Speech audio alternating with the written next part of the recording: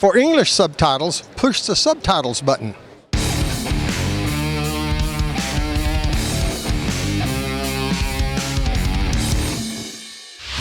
Hallo zu einer neuen Reptil-TV-Folge. Guckt euch diesen kleinen Stinkstiefel hier an.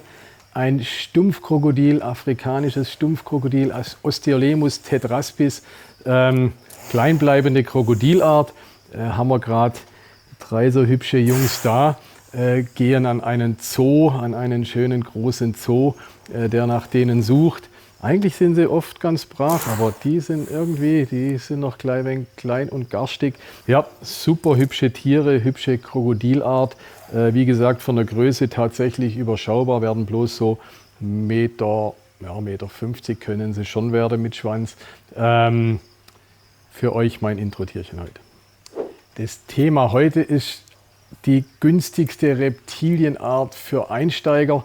Für einen Insider hört sich das sicherlich komisch an. Der wird dann sagen, na, wieso muss denn das günstig sein oder sowas. Das ist erstmal was, wo man als Terrarianer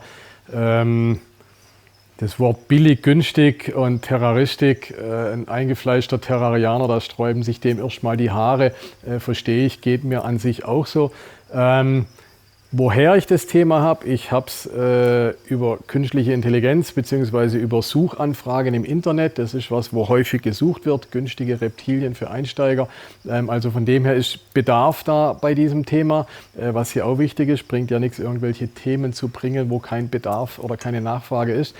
Wenn man ein bisschen drüber nachdenkt, muss man sagen, naja, nicht jeder Terrarianer ist jemand wie ich, der, 30 Jahre im Berufsleben steht oder wie ihr vielleicht auch, sondern es gibt Schüler, es gibt Studenten, es gibt Auszubildende, es gibt Rentner, die vielleicht auch keine sonderlich große Rente haben, es gibt Asylsuchende zum Beispiel, hatte ich jetzt auch schon öfters, jemand aus der Ukraine oder sowas, der vor dem Krieg da geflüchtet ist, hier Asyl sucht und Spaß an diesem Hobby hat und dann vermutlich auch nicht wahnsinnig viel Geld hat.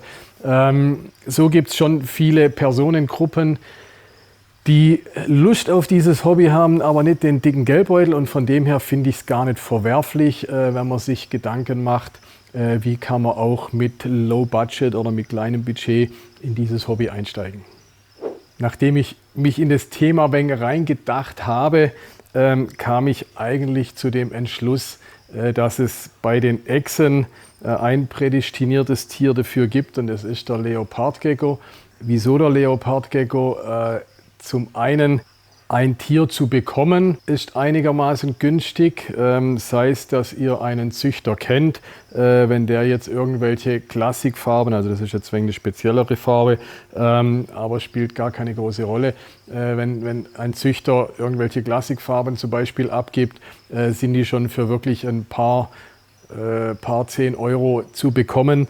Oder was glaube ich, die vielleicht noch bessere Alternative ist, es gibt immer wieder Abgabetiere. Ne? Also wenn jemand einen Leopardgecko vielleicht 5, 6, 7 Jahre hat, aus irgendeinem Grund den nicht mehr mag und den inseriert im Internet, in der Zeitung, sonst wo, sieht man doch immer wieder Leopardgecko abzugeben, dann kriegt man die in der Regel auch geschenkt und hat also von dem her keine Kosten für das Tier. Ne? Das ist schon mal der eine Punkt.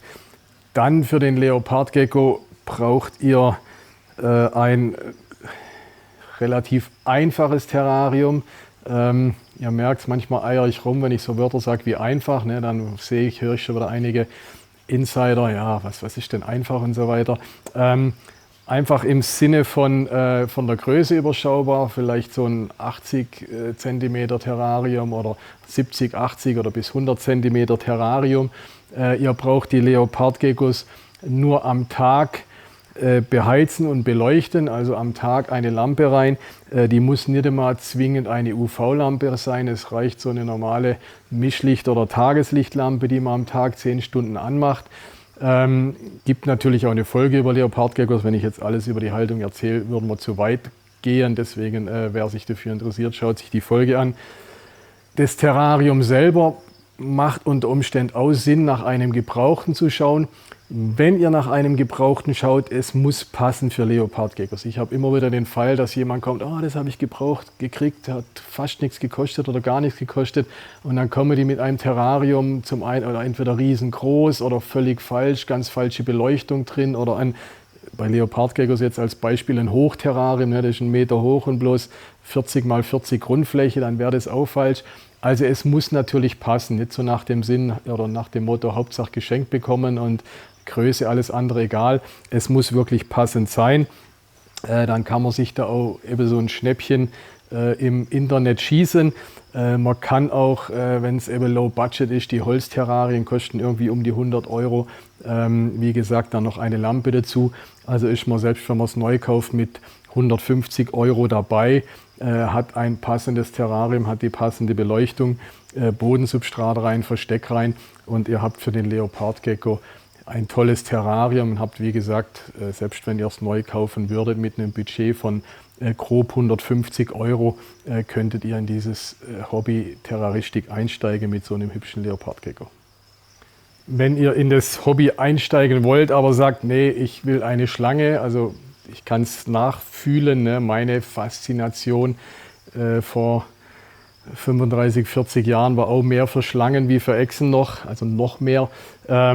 Wenn ihr, wie gesagt, diese Schlangenfaszination in euch drin habt, ich glaube, dann ist die Kornatter das perfekte Einsteigetier. Es gilt eigentlich das Gleiche wie das, was ich beim Leopardgecko gesagt habe. Wenn ihr im Internet schaut, in der Presse schaut, immer wieder mal Kornatter günstig oder zu verschenken, abzugeben. Also ich glaube, man kann mit sehr wenig Geld oder sogar kostenlos an eine Kornatter kommen. Oder wenn man Classic Baby nimmt, kosten auch ein paar 10 Euro bloß so eine Classic Kornatter als Baby. Von dem her habt ihr da einen relativ niedrigen Anschaffungspreis. Terrarium auch wieder das Gleiche. Gebraucht ist sicherlich eine gute Alternative. Neu Holzterrarium. Bei der Kornatter sind wir gleich ein wenig größer wie bei dem Leopardgecko vorher. Ich denke so 1,20 Meter Terrarium ist gut. Beleuchtung, Beheizung auch wieder das Gleiche. Ihr müsst nur am Tag heizen, 10 Stunden lang, zum Beispiel über die Lampe, über einen Spotstrahler heizen. Ist in der Anschaffung absolut überschaubar. Schutzkorb drum um die Lampe, das ist vielleicht noch ein wichtiger Punkt, dass die Schlange sich an der Lampe nicht verbrennen kann. Ansonsten Kornatterhaltung allgemein gibt es natürlich auch eine Reptilie-TV-Folge drüber, schaut da mal rein. Aber ansonsten kann man sagen, als Einsteiger mit Low Budget, gute 150 Euro, denke ich, könnt ihr euch den Traum einer Kornatter erfüllen. Also mit Neuanschaffung gute 150 Euro, beziehungsweise wenn das Ganze eben gebraucht sein darf, seid ihr deutlich drunter. Ein wichtiger Punkt ist natürlich die laufenden Kosten. Leopardgecko braucht ihr irgendwelche Futterinsekten, könntet dort theoretisch sogar in der Natur auf der Wiese fangen, wenn ihr sicher seid, da ist nicht gespritzt oder irgendwas. Ansonsten so eine Dose Heimchen kostet um die 2 Euro, reicht euch circa 2 Wochen bei einem Leopardgecko. Das heißt, im Monat, wenn ihr es kaufen tut, habt ihr ungefähr 4 Euro Futterkosten im Monat. Bei der Schlange müsst ihr auf jeden Fall kaufen, bitte nicht aus der Natur irgendwelche Mäuse nehmen. Braucht ihr grob gesagt eine Maus pro Woche. Oder sagen wir eine Maus alle 2 Wochen, beziehungsweise beim Jungtier braucht er jede Woche eine Babymaus, beim adulten Tier braucht er alle 2 Wochen eine adulte Maus. So eine Maus kostet 1 Euro Ungrad als Frostfutter. Das heißt, 2 Mäuse sind ungefähr 3 Euro im Monat, was ihr Futterkosten habt für die Schlange, für die Kornatter. Des Weiteren an Kosten, wichtiger Punkt, natürlich die Stromkosten für das Terrarium. Je nach Lampe, die ihr drin habt, gehen wir einfach mal bei der Schlange von einem 100 Watt Strahler aus in dem großen 1,20 Meter Terrarium, 10 Stunden am Tag an. Das ist 1 Kilowattstunde. Das heißt, ihr habt runde 10 Euro Stromkosten im Monat. Ich denke, das ist der dickste Batzen an dem ganzen Hobby, sind die Stromkosten. 10 Euro pro Monat bei der Schlange. Beim Leopardgecko deutlich kleineres Terrarium, weniger Beleuchtung, habt ihr ungefähr die Hälfte. Also müsst ihr mit 5, 6 Euro Stromkosten pro Monat rechnen. Das sind die fixen Kosten, die ihr habt. Es kommen vielleicht noch Sachen dazu, wie ein bisschen Moos reinmachen, was man sich allerdings aus der Natur besorgen kann. Oder bei den Futterinsekten, die stäubt man ja mit Mineralien ein. Also wenn ihr so eine Dose Mineralien euch holt, die kostet gute 10 Euro, hält euch aber 2 Jahre lang. Also wenn wir das umrechnen auf den Monat, sind wir irgendwie bei 50 Cent. Rest der Kosten ist, glaube ich, zu vernachlässigen, ohne das zu verharmlosen wollen. Das meine Gedanken dazu für den Terrarien-Interessierten, der mit kleinem Geldbeutel doch dem Hobby frönen will. Ich glaube, ich habe alle Kosten angesprochen, beziehungsweise jetzt der Flo hier hinter der Kamera, der hatte noch einen Einwand, was ist denn mit Tierarzt? Das ist ein guter Aspekt oder das ist auch was euch vielleicht in den Sinn kommt. Ein Terrarientier braucht theoretisch nie einen Tierarzt, ja, blöde Aussage. Praktisch kann natürlich immer mal was sein, aber ich sage die Aussage theoretisch nie ein, wenn ihr das Terrarientier wirklich gut haltet. Das Klima muss natürlich stimmen, das Terrarium muss stimmen, also schaut in diese passenden Folgen rein. Dann ist ein Reptil extremst unanfällig für Krankheiten, wirklich extremst unanfällig. Wenn doch irgendwas ist, irgendwas kommt euch komisch vor oder das Tier, also ein gutes Zeichen ist ja, wenn ein Tier nicht gescheit frisst. Meine Empfehlung, erstmal einen erfahrenen Terrarianer zu fragen oder ihr könnt auch gern uns eine E-Mail schicken, eine WhatsApp schicken, beschreiben, das und das ist mein Problem. Am liebsten dann ein Foto vom Terrarium dazu, dass wir uns auch ein wenig vorstellen oder dass wir den Grund suchen können, an was es liegen kann. Und wenn das dann wirklich ein Fall für den Tierarzt ist, würden mir oder auch der erfahrene Terrarianer sagen, naja komm, da musst du zum Tierarzt. Oder Dinge wie jetzt, blödes Beispiel, aber wenn das Tier sich aus irgendeinem Grund, was eigentlich nicht sein sollte, irgendwo verbrannt hat oder sowas, ne? Also eine Wunde oder eine Verbrennung oder irgendeine chirurgische Sache, dann müsst ihr natürlich zum Tierarzt. Dass das passiert, glaube ich, geht den wenigsten Terrarianern so.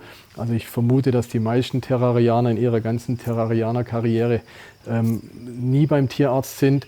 Aber wie gesagt, nicht ausschließen. Und für die Tierärzte, die jetzt zuschauen, das soll natürlich auch nicht gegen die Tierärzte sein. Natürlich, wie gerade schon erwähnt, man braucht Tierärzte für Fälle auch in der Terroristik. Aber ich denke, das sind Kosten, die man wahrscheinlich im Moment auch vernachlässigen kann. Auch keine laufenden Kosten, keine Impfungen oder sowas. Das waren meine Gedanken zu diesem Thema. Bin auf euer Feedback gespannt. Mir ist bewusst, Low Budget ist immer wegen so ein dünnes Eis, auf dem man sich bewegt. Bin echt gespannt auf euer Feedback. Wenn es euch gefallen hat, Daumen hoch geben oder wenn es euch geholfen hat bei eurer Entscheidung, gebt mir einen Daumen hoch, abonniert den Kanal, dann erfahrt ihr noch viel mehr über Reptilien und Terroristik und bleibt mir treu und checkt my balls. Genau, by the way, es ist mir schwer gefallen, die Kornatter zu nennen und nicht den Königspüdern, aber zumindest vom Energieverbrauch her ist die Kornatter besser geeignet, weil ein Königspüdern einfach ungefähr die doppelte Menge an Strom braucht. Deswegen habe ich die Kornatter genannt.